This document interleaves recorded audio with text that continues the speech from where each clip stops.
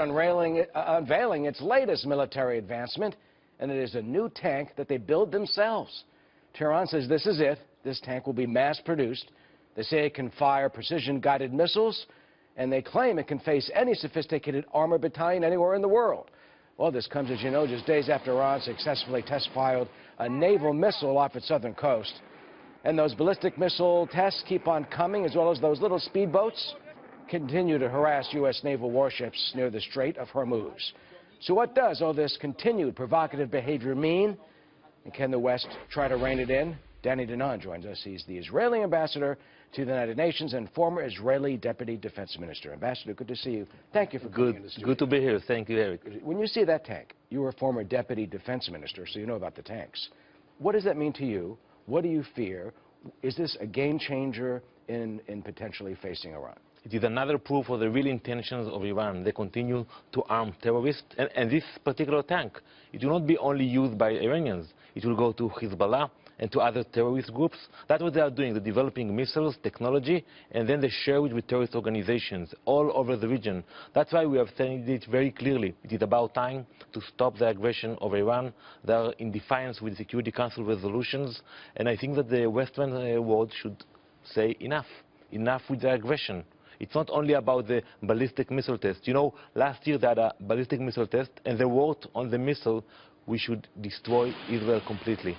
So we believe it when we read it, and I think that other countries in the Middle East, when I speak with ambassadors from Arab countries, they are worried about those pictures as well. Well, you have an interesting dynamic in that Sunni Arab allies of America, some of them are obviously dealing with Israel, and they're very concerned about Tehran's intentions. Yeah, absolutely, because Tehran is a threat to everybody. They are using commercial flights from Tehran to deliver missiles to Beirut and Damascus. Now they want to build a seaport in Syria, in Latakia. So they are expanding their weapons, they are expanding their abilities, and I think we should work together to stop it. You mentioned the tanks going to Hezbollah. Do you really think there's a situation where you could have tanks like this on your border? I mean, Israel could not stand that. 2005, we engaged with Hezbollah. They had about 10,000 missiles. Today, Eric, they have 120,000 missiles, Hezbollah. So they continue to get money, they continue to get missiles, and we are very worried. You know, Prime Minister Netanyahu flew to Moscow to meet with President Putin, and he discussed the issue of the Iranian weapons that are coming to our region, and eventually they will be used by Hezbollah against us. Did the Russian president give the Prime Minister any reassurances about Israeli worries? We speak with the Russians a lot. We know that they care about it, but you know, when we will have to fight, it will be the Israeli fighters against the Hezbollah, and when we see the technology, when we see the missiles, we know that we have to get ready for that.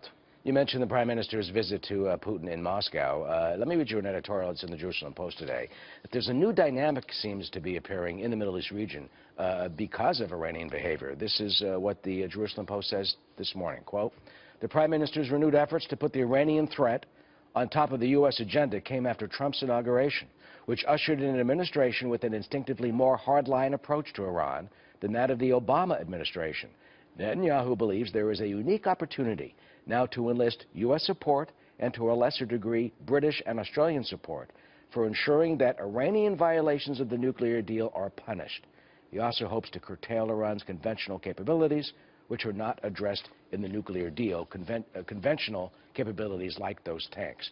Do you think if Iran violates the nuclear agreement, that they will be punished, or will this be swept by again in the Security Council? From the beginning, we said it was a bad agreement. It was a bad deal, and it is still a bad agreement. But let's at least enforce the agreement. Maybe we should speak about new sanctions or a new agreement, but let's at least start by enforcing the sanctions on this bad agreement. And I think it is about time that we will discuss what we are doing with Iran. It is about time to discuss new sanctions against Iran.